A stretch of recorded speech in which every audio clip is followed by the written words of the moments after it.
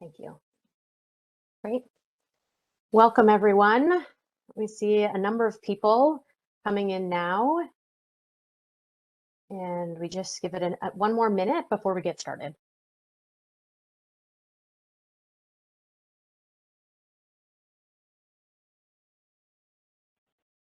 Ma'am, we have two or three colleagues just wrapping up another meeting.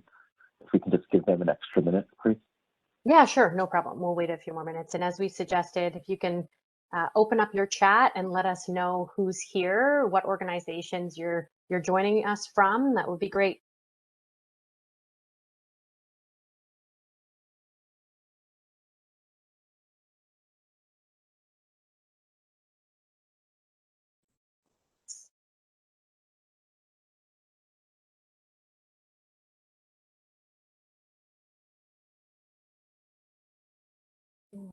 I see a few familiar names and faces from our environment and climate change session that was on Monday. So hello and welcome back.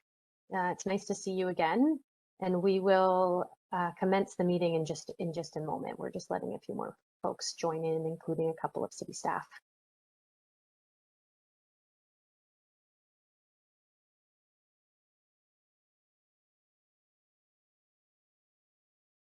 Okay.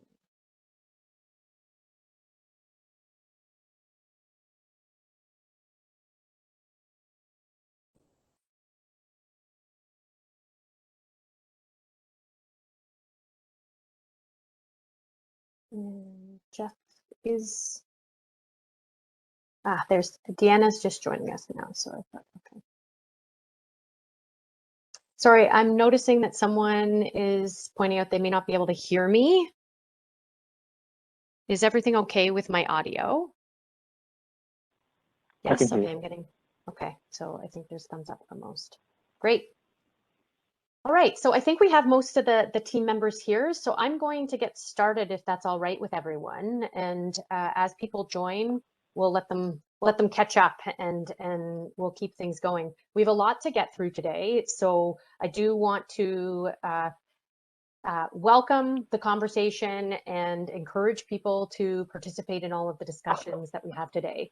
So today's meeting is the second meeting of a series of stakeholder meetings that are part of what is phase 2 of our consultation on our Plan Toronto. Our focus today for the conversation is on affordable housing and intensification. We will reiterate that a couple of times over the course of the meeting because we know that there's lots that people want to discuss and get to, and so we want to make sure we have enough time to focus specifically on the topics at hand with concentrated effort as we go through the meeting. So I'm going to commence the meeting with a land acknowledgement. The City of Toronto acknowledges that we are on the traditional territory of many nations, including the Mississaugas of the Credit, the Anishinaabe, the Chippewa, the Haudenosaunee, and the Wendat peoples, and is now home to many diverse First Nations, Inuit, and Métis peoples. The city also acknowledges that Toronto is covered by Treaty 13, signed with the Mississaugas of the Credit, and the Williams Treaties, signed with multiple Mississaugas and Chippewa bands. Part of the Our Plan Toronto process includes a strong commitment for the city to progress truth and reconciliation through the official plan process. And you'll hear a bit more about the engagement and conversations that are being had with Indigenous rights holders and organizations later on in the meeting. So some introductions. I'm not going to go through everyone who is here because there are quite a lot on the line, but I'd just like to let everyone know that with us today, we have a full complement of city staff from the city planning team. The individuals here are those that are focused on the official plan as a whole and the update that's underway, as well as subject matter experts on the topic that we're discussing today. So around affordable housing and intensification, and the team members that are working specifically on those policies. With the consultation team, there's myself. My name is Marilise Willemse, and I work at Dillon Consulting, and I'm facilitating today. I'm also part of just the general kind of management and design of the consultation program for Our Plan Toronto. With me, I'm joined by a number of staff from the consultation team to help record and document all of the discussion today. We also have all of you, the stakeholders. So as you've seen, hopefully folks are saying hello in the chat and you can get to know who's here. Because we're not going to go through a full name detail through this discussion or in this introduction, I ask that when you do speak, whether you're in a breakout room or with the whole group, to introduce yourself, and that includes city staff when you're doing your presentation, to just let people know who you are and where you're coming from. A few items of housekeeping. Typical, virtual meeting, please stay muted if you aren't speaking. We do have the ability to mute you if we hear some background noise, but otherwise please stay muted unless you're speaking. If we're during the question and answer period and also during discussion, you can use the raise hand function to speak, and that'll let us know that you'd like to speak. We'll let you know when those key points come up throughout the meeting. And then you can also use the chat box. So with all of the staff that are online today, I encourage you, if you have any questions, put those into the chat box, and the city team is working behind the scenes to respond, to get you the answers you're looking for. And if you put your chat to everyone, then all the city staff will be able to see that. I do want to remind you again that this is being recorded, and the chat will be part of the record and documentation.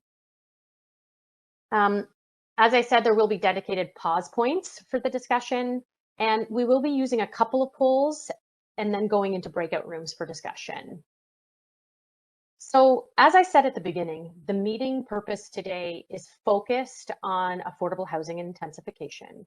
And the conversation that we are hoping to have is really around setting expectations and understanding expectations.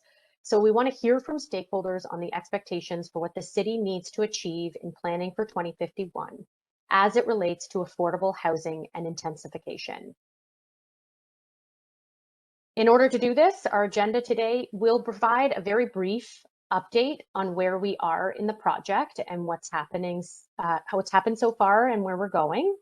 We will let you know, reflect back on what we've heard so far on the project, and then the city will give a presentation specifically focused on affordable housing and intensification in relation to what do the OP policies do now, what they need to do for conformity, and what the city is considering as they complete their review. And then we're going to hand it over to the stakeholders for the breakout room discussion to provide commentary and input on these topics. So the update, I can get right into it. Many of you, if you were here in the previous meeting on Monday, you've seen this, but we have 3 phases of work in this project, and the consultation program mirrors the 3 phases that the city team is undertaking in their technical work. The project launched in the spring of 2021, so just this past spring, and we had a series of meetings, but it was really focused on informing people of the project and understanding initial priorities, areas of focus that people would like the city to attend to.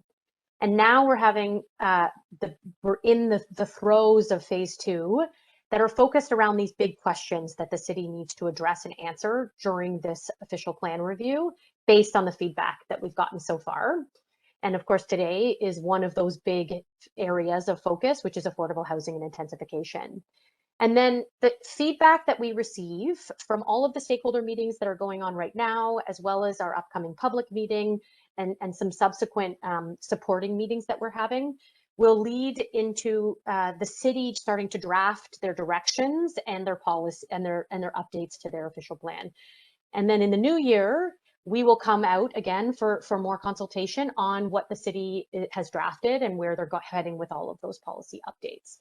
There's a number of avenues through which we're consulting. I won't go through all of them, but I do want to encourage folks, if you're interested in kind of the broad understanding of what the consultation program includes and who we're reaching and how we're reaching them, we're happy to discuss that in order to encourage more participation and any ideas you may have on this. So in terms of what we've done so far and where we're headed, the initial conversations that we had to launch the project we had some specific meetings. Stakeholder meeting was one of them, where we launched the conversation. We also put out some information for people to really build awareness. And now we're getting, as I said, into the subject matter focus. We have 4 meetings designed. People were at Environment and Climate Change, which was on Monday. Today is Housing and Intensification. We have 2 more after today. We have the Future of Work and Employment on October 14th, and we have Neighborhoods and Complete Communities on October 15th. So we're trying to focus on this conversation that we have today. Oh, sorry about that. We do have a public meeting on October 20th. You can register and sign up on our website. Or on the city's webpage. I really encourage people to try to come to the public meeting in order to hear the diversity of opinion, the broad perspectives around the table, outside of just the conversation that we're going to have today. There's an ongoing Indigenous engagement component. We are continuing to meet with Indigenous rights holders, as well as organizations and people who may not be members of the specific right holder groups here, but are living and working in Toronto, and hearing from those communities as well as our community leaders circle, which is focused on meeting with folks who work directly in community with equity seeking groups to further our understanding of some of the key issues that are being faced by a range of diverse people across the city. So in order for us to just get a good understanding, I know some people saw this poll in the first meeting, but we're going to have the same one because we do want to know, of the folks that are here today, if you have a bit of context. So I'm going to launch the poll now. And the question we have is, have you been to a previous meeting regarding our Plan Toronto? Yes or no? Where you find your poll, if you don't see it on the screen right now, is in the bottom right-hand corner. There should be 3 dots and a polling item. You can pop that open and put your answers into the poll. It's still open. And your answer will help the city understand what level of context and information they need to give on the project. So just a minute more. Have you been to a previous meeting on our Plan Toronto is our question for you. And I'll give that a moment.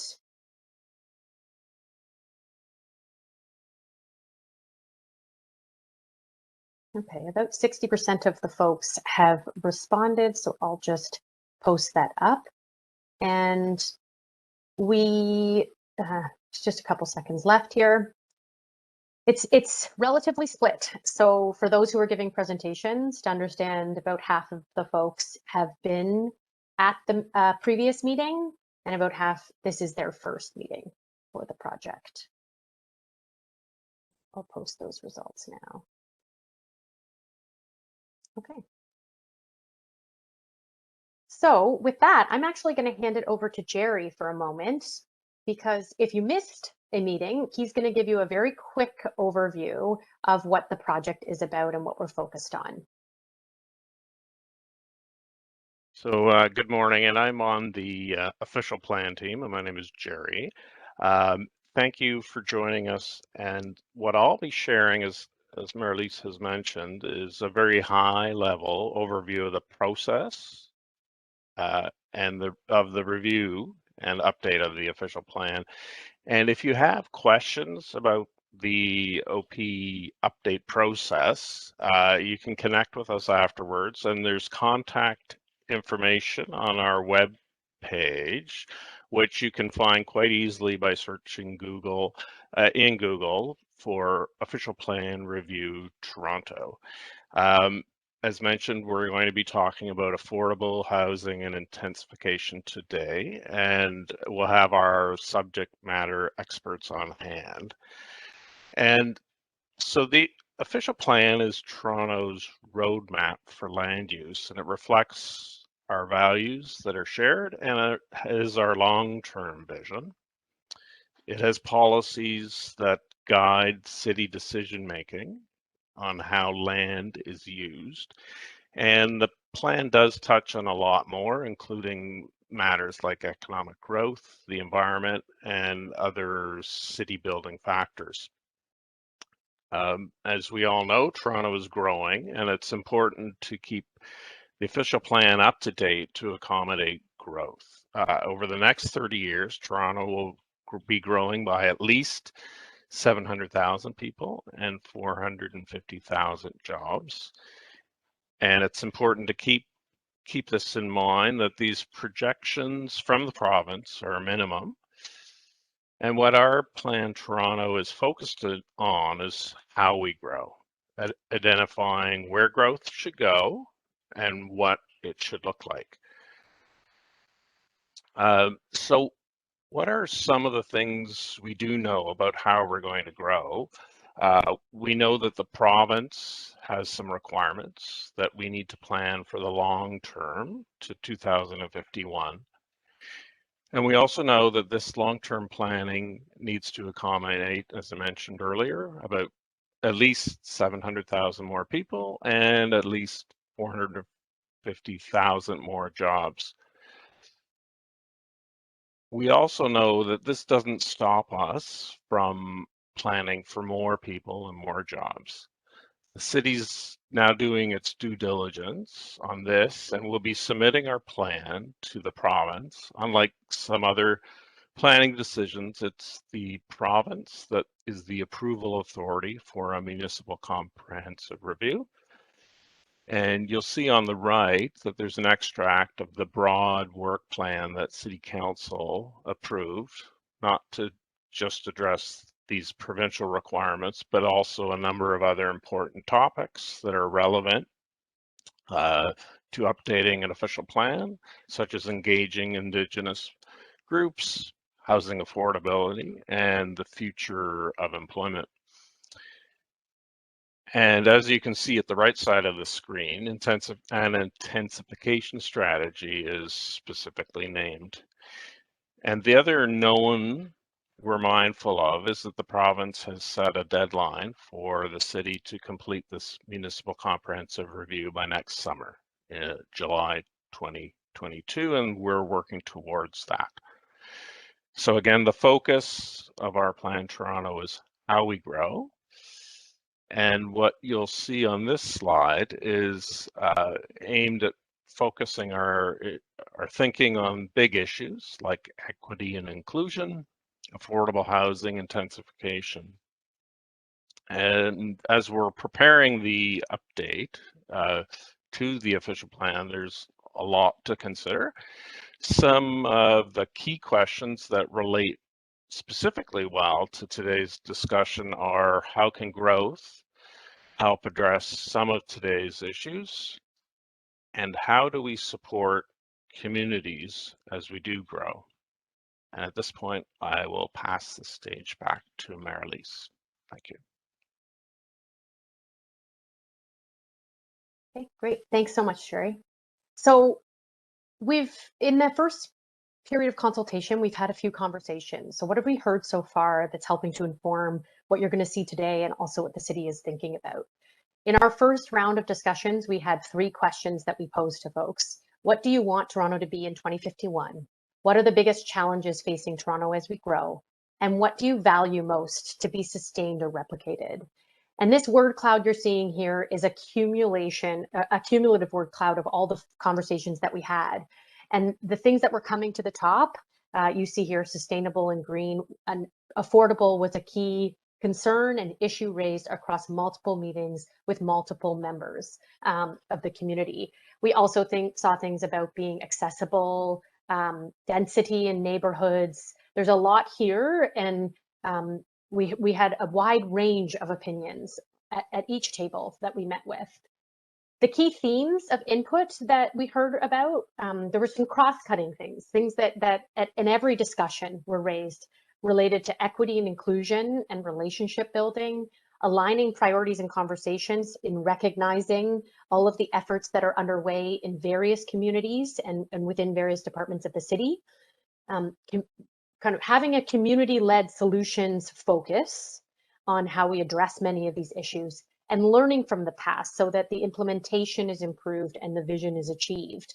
The topic areas that were raised consistently that have become kind of these focus of conversations are housing affordability, scale of intensification, environment and climate change, transit growth, business and economy, safety as it relates to all public safety and road safety, but also specifically for women, Black and Indigenous and people of color, and public realm, both in the design of public realm, but also the supply of amenity space and recreational space for folks.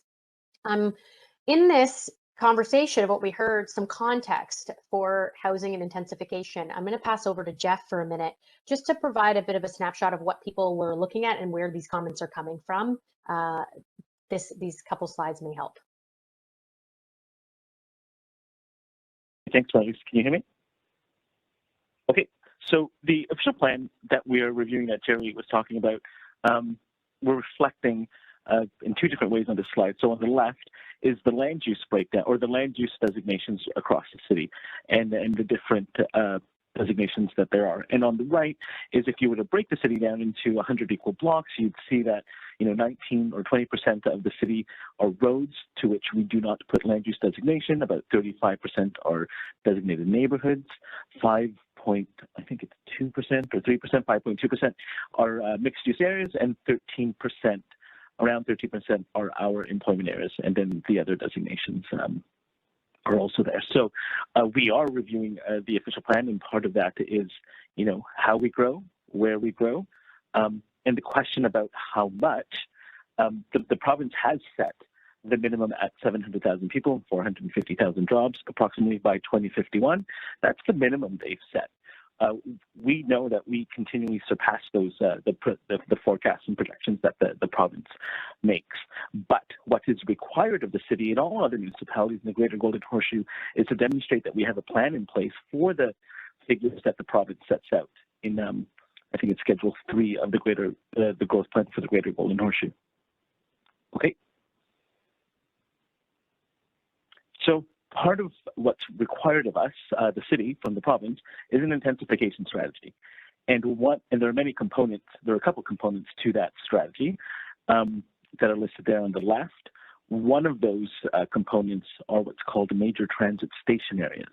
And so these are the areas around existing or planned transit stations around, between 500 to 800 meters from that station or future station, or about a 10-minute walk. And that's the province's definition of what's called the MTSA, is a major transit station area. And the province has set for us minimum density targets for these MTSAs that we have to demonstrate we have a plan for. And so on the right there is the map of about the 180 MTSAs that we will have across the city, including the planned transit lines. And again, we have to demonstrate we have a plan for 200 people and jobs per hectare for subway stations, 160 people and jobs per hectare for light rail transit, and 150 people and jobs per hectare for GO stations. So that is just one component of the intensification strategy that we are required to demonstrate. As the Minister of the the Minister of Municipal Affairs and Housing is the approval authority of this municipal comprehensive review. Okay, thank you, Melanie. Thanks, Jeff. Yeah.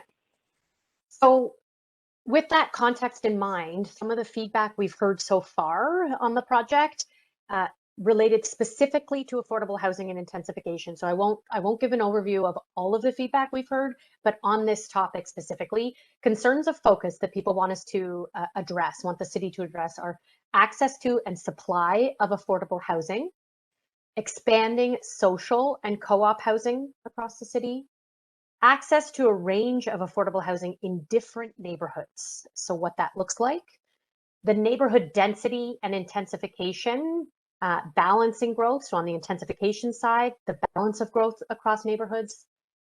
We've had differences of opinion around overdevelopment as well as underdevelopment. So, some people at the table want more and others want less. Evictions and displacement due to rising costs of housing. There's a clear voice of concern around people being costed out of the city and affordability becoming a problem, particularly for renters as well as ownership. And then the implementation of inclusionary zoning. So just a side note here, inclusionary zoning has been a program and is going to be a policy as part of this official plan review that the city has had quite a lot of conversation about already. So I just want to provide some context for those who aren't aware of what inclusionary zoning is. Inclusionary zoning is a tool that will help address the city's housing needs. It requires that new residential developments need to include affordable rental or ownership units where they are proposed around protected major transit station areas. So they have to be in a protected major transit station area, and where that development is proposed has to have affordable rental or ownership units. The policy will help the city meet the target of creating 40,000, that is one too many zeros, affordable rental units and 4,000 affordable ownership units by 2030. So the consultation that has happened so far, we're trying to integrate and make sure that the conversations that are happening around inclusionary zoning are conversations that the official plan team is all plugged into, and that we're not that we're bringing conversations together. So the input so far on inclusionary zoning consultation has focused on policy updates for market areas, which you'll hear about a little bit later today, affordability period, affordable rents, affordable prices, the advertising of and access to affordable units, development scale, what they look like, the scale of the built form, and the set asides. So these are the topic areas, but there will be a presentation in a minute that gives a bit of clarity on these. The feedback that they've received on the inclusionary zoning so far that relates to what the official plan review and update is about. Some of the feedback is to clearly define the targets for deeply affordable units and equitable access for Indigenous peoples and minority groups. Higher set-aside requirements in strong market areas to achieve maximum flexibility, so more flexibility around affordable development, unit development. The need for supportive financial offsets for development feasibility and deeply affordable units, so to incentivize some of that development, and then to expand the application of inclusionary zoning beyond those protected major transit station areas, which they are currently permitted or will be permitted in.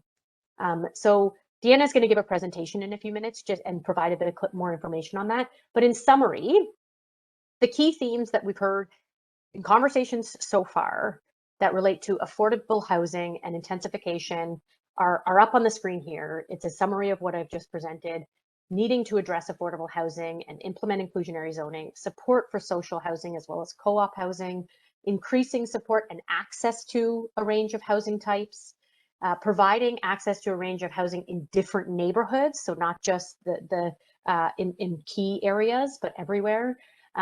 Addressing overdevelopment, but also I think should be noted here, concerns around underdevelopment, and quality of life and displacement due to the rising cost of housing.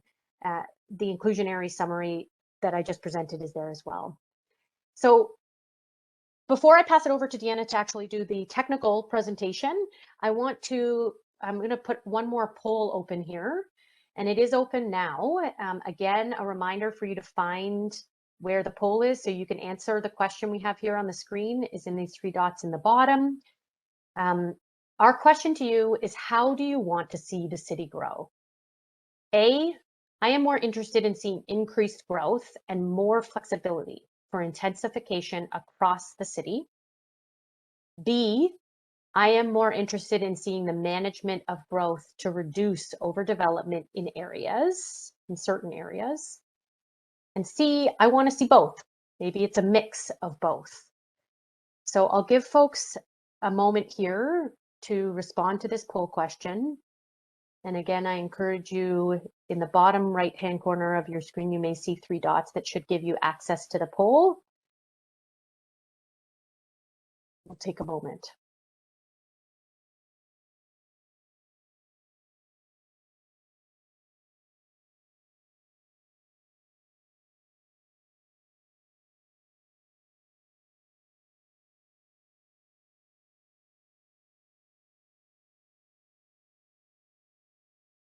Okay, one more moment. I'll close the poll in a few seconds.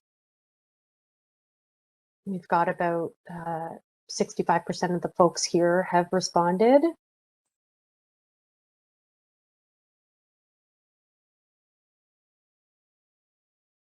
So it's a relative, similar to our first question, quite divide across all three. So about a third of folks looking at wanting to see more growth and more flexibility. A third wanting to see management of growth and reducing overdevelopment in certain areas. And a third wanting to see about half and half of both of those efforts implemented. So thank you for that. And I am going to, publish those poll results for folks to see. And then I'm going to pass it over for Deanna Chorney to give a presentation and provide some clarity on what the city is looking at in the OP policies. So the three questions of focus are, what do the OP policies do now? We did receive some of that feedback in the first round of consultation, people not really knowing the context of what role the OP plays. What's needed for conformity. So that's the piece of what the province is requiring. So what do they have to do to address that? And then what else is the city doing on their own behalf based on what they know to be the issues and the interests of the city going forward. So Deanna, if you can just unmute and take over. Also, just introduce yourself for folks so they know who they're speaking with. Thanks, Marlies. Hi, everyone. I'm Deanna Chorney, and I'm a project manager in our housing policy team. So I'm here with a number of my colleagues who work on a range of different housing policies that I'll be speaking to. And they'll all be facilitating the workout groups as well. So the first thing to start off, given this session is titled Affordable Housing, I wanted to talk about what do we mean when we say affordable housing. Certainly, we know that that word means a lot of different things to different people. Our official plan defines affordable housing tied to average market rents. So Canada Mortgage and Housing Corporation does a survey of all rental housing in the city each year, and they publish that on an annual basis. So for the past number of years, the city has relied on affordable rents or average market rents to define affordable rents. We have also defined affordable prices, or so affordable ownership housing, based on that average market rent. So basically converting average market rents into what is a monthly mortgage and interest and property tax amount.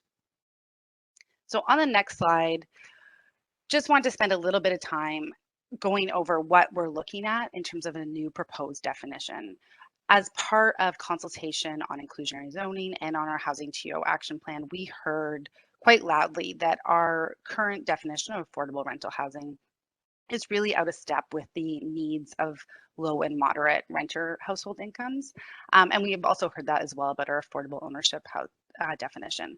So we're looking at bringing in a new definition that would be tied to both average market rents and renter household incomes.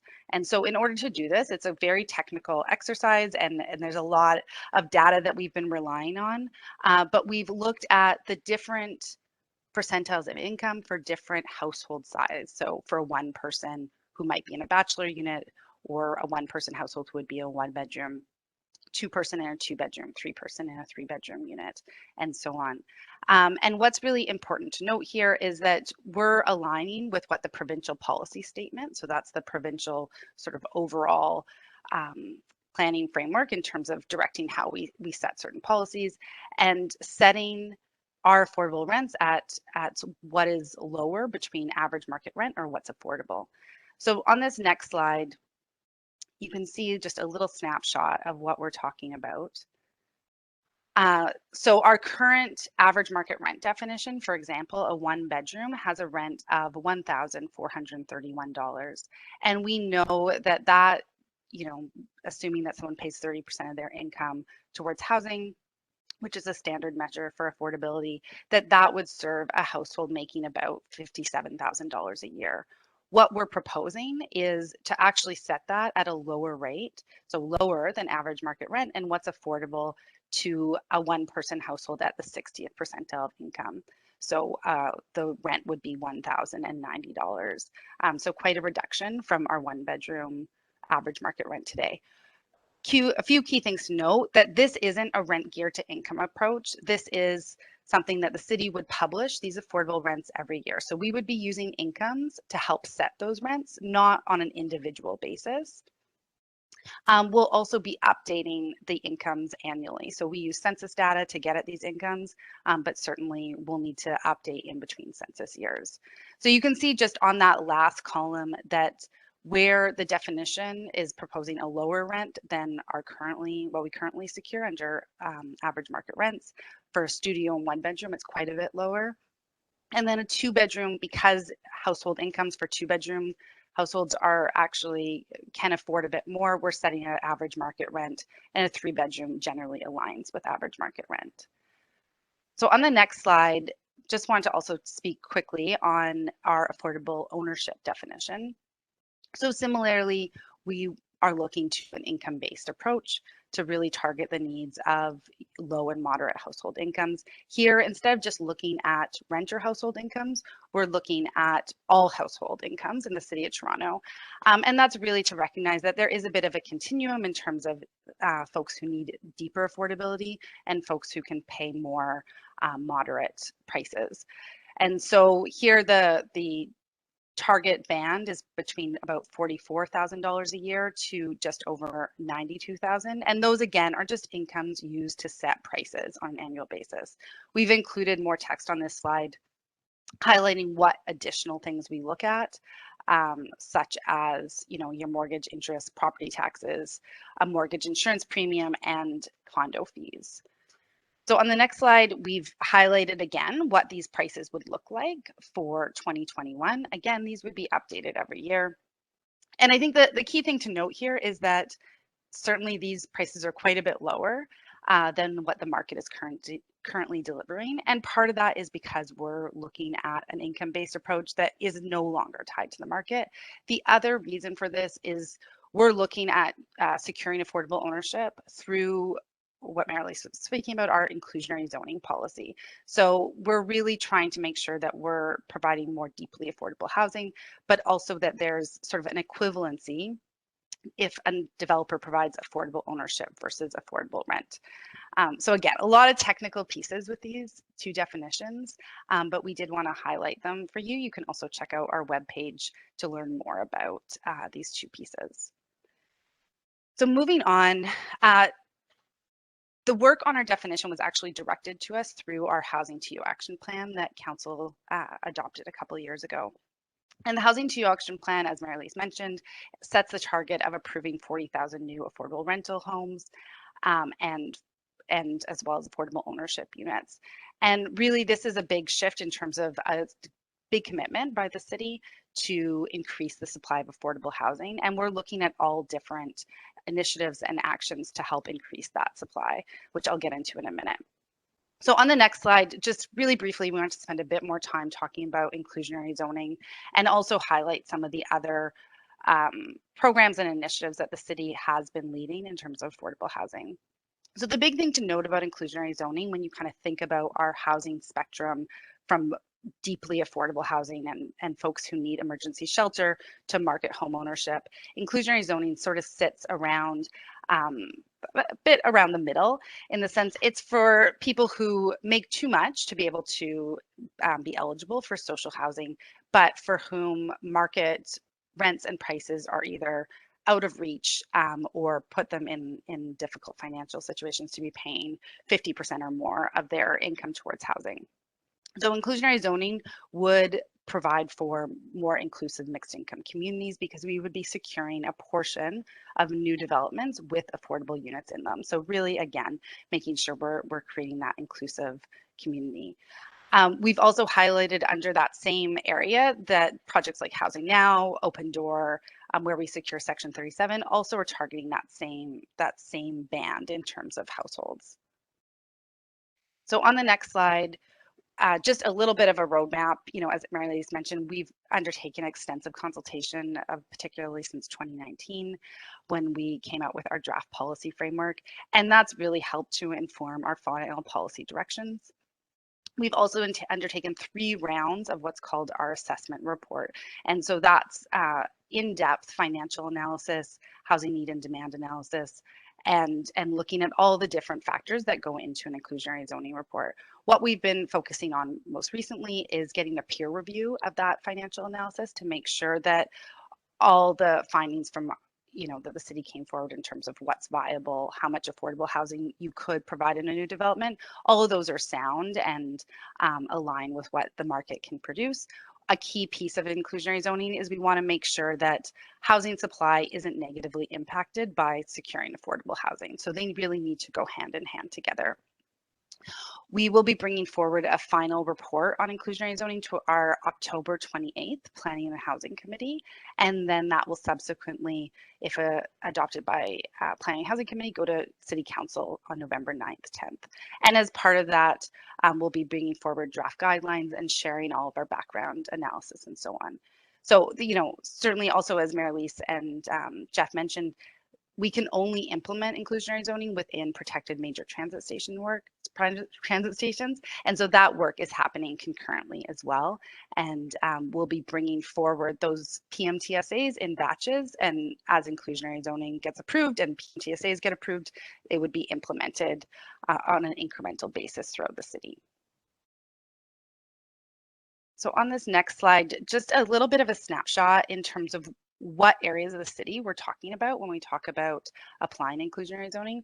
So through our assessment work, we've done in-depth analysis in terms of different market conditions throughout the city. So you can see here, there's these 3 different colors of blue, which we're calling IZ market area 1, 2, and 3.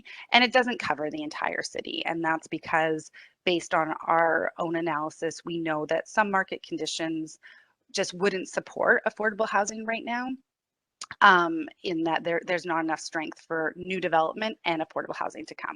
We will be reviewing these market areas, at least at this point, every 3 years and potentially every 5 years at a later point, to make sure that they reflect the current market conditions. So you can see here that the major transit station areas are in yellow, and that's about that 500 to 800 meter watershed around transit. And that's where inclusionary zoning would apply to in that kind of radius around the existing transit station. We propose different affordable housing requirements in different areas of the city, again, to respond to the development and financial viability of how much affordable housing can be provided within different areas. So on the next slide, just wanted to briefly talk a little bit more about additional policies and programs that the city is advancing. And certainly, you know, some of them have already been discussed, so I'll just touch on them briefly. To start, one key piece that the city has been working on, sort of at the bottom there, Concept to Keys, is really about improving and piloting some additional measures in terms of prioritizing certain projects, thinking about how to expedite the application and development review process. And we have been piloting that for affordable housing projects and seeing good successes around that. We also are looking at, through our expanding housing options in neighborhoods that I know that you guys will be having another meeting on next week, looking at how to support a whole different range of housing options within our neighborhoods and across the city. We also have a number of different policies regarding existing multi-tenant housing or rooming houses. So we have an official plan policy that looks to replace dwelling rooms that would be lost due to redevelopment. As well as many of you may be aware, a licensing and zoning framework that we're still reviewing. The city has also made prioritized a lot of modular housing projects most recently to really build quickly supportive housing within different areas of the city to ensure that that housing is built quickly. Finally, there's our Open Door program and Housing Now, both of which incentivize new affordable housing. So Open Door provides financial fee exemptions as well as property tax exemptions and so on for new affordable housing. And then Housing Now is about leveraging existing city-owned sites to include affordable housing with a commitment to provide 30% affordable on those city-owned sites. So finally, just another piece we want to flag, our official plan policies already have a strong framework for protecting existing rental housing and maintaining that stock of housing that we already have. And so we require replacement of existing rental housing where there's a redevelopment, or where an existing site, like a tower in the park type of site, is redeveloped, we secure improvements to that existing housing, again, to maintain that existing stock of typically more affordable rental housing. The city is also consulting on a vacant home tax, again, to make good use of the housing we have and ensure that housing isn't sitting empty. So that's a little bit of a snapshot of all the different pieces that we're working on, and I'll turn it back to Marilise.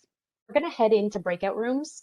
What I'm going to show you right now, in each breakout room, you will have a city staff OP team member, similar to Jeff and his team that's working on the overall official plan. You will have a subject matter specialist in the housing policy work around affordable housing and the intensification in neighborhoods. We also have a documenter, and the documenter will be using something called Mural, which is what you're seeing on your screen right now. A mural board is a virtual whiteboard. It's really not that different.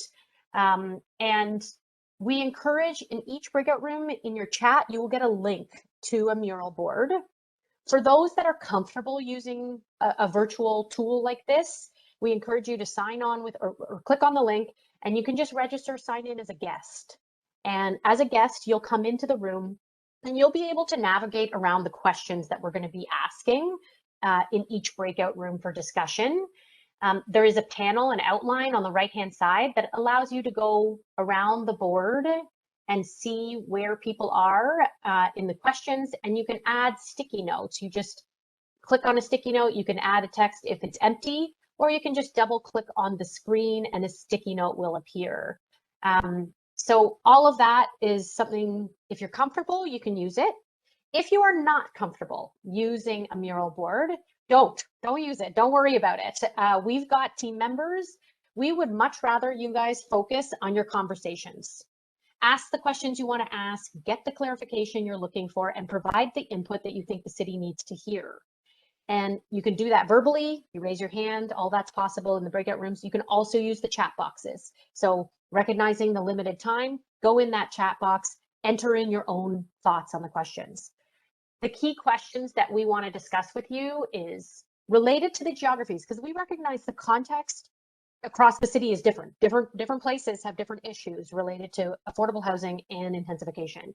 So across the range of geographies noted here, what are the intensification opportunities in these places? You may not know all of them, so answer what you know or what you have feedback on. What are the risks or concerns for intensification based on these areas? What are some of the key ideas to consider to increase access to affordable housing as we grow? And are there different affordable housing issues in these different geographies? Now, if your overall input goes beyond that, that's fine. Trying to stay consistent to the affordable housing and the intensification conversation, allowing for other conversations to come in the subsequent meetings. So Nicole, I'm going to stop sharing my screen now, and we are going to head into the breakout rooms, and these breakout rooms will end at 11:20. So we have 25 minutes. We'll try to have as much conversation as we can. Hopefully everyone had some fruitful discussions. We got kicked out of ours, right? You know, in the middle of conversation, which does happen. So we're trying to respect everyone's day and all the time that people need to spend doing other things. So I apologize if you were still in the throes of things and want to continue to share. So a couple of things to note here is that we will keep the mural boards open. So they will be open for up until October 22nd. And you're more than welcome to put your information, add to these mural boards. We ask that you don't change other people's input, but rather focus on your own. And then if you would like to continue a conversation with us beyond that, you could always reach to our team at opreview@toronto.ca. So the city team will put the email address again into the chat. And for the mural boards, Ying is gonna paste a link to all of the mural boards so that folks can copy those and save those somewhere so you can go back to those later. And I'd like to take a minute here just to pass it over to Jeff and maybe Deanna for some final last thoughts on some of the things that you heard before we close out the meeting. Thanks, Marilise. I'll be really quick and just say that you know, all the input that we heard in the bigger group and we had a really constructive breakout room is all input into the planning process that we're undertaking. Like I said, you know, we're undertaking the work, and part of, you know, the data input is comments from members of the public into the stakeholders. So I ask that you continue to be involved. October 20th is our public meeting. 2. We're doing one at 1 to 3 p.m. and then another at 5 to 7 p.m. I'm already taking Marylis's thunder. But again, thank you for spending part of your morning with us. And Deanna, any last words? Just also want to flag, first of all, thank you for your time and input, but we will be holding sort of a final inclusionary zoning public meeting on October 21st. And that's really an opportunity to ask questions, learn a bit more about the city's final recommended policy framework before it goes to Planning and Housing Committee on October 28th. So we'll be updating our webpage, which is toronto.ca/inclusionary zoning, with the details of that meeting and how to register. Great. Thank you. Thank you both so much. The other thing is I'll ask, I did see about a couple of questions in the chat wanting clarification on PMTSAs and MTSAs. Information is also on the city's webpage on the our plan website. So maybe we can put that in the chat again too, if people are still looking for clarification on the difference between the MTSA and the PMTSA, the protected major transit station areas, if there's questions there. So we're going to say thank you to everyone for participating and spending your time with us. We hope to hear more, and we will continue to share the information. We will also share this slide deck with all of the stakeholders so that you have a copy. And we have recorded the event, so we're just figuring out the coordination of getting recordings available for folks to be able to watch. And Jeff, go ahead. I just, understanding that you are sharing your time with us and understanding that we are continuing to schedule more meetings, I just wanted to make sure that we understand there is consultation fatigue when it comes to providing input to us. But I just wanted to make sure you all knew that we do appreciate your time with us, because it does help us formulate, better public policy. Okay, Marilyn.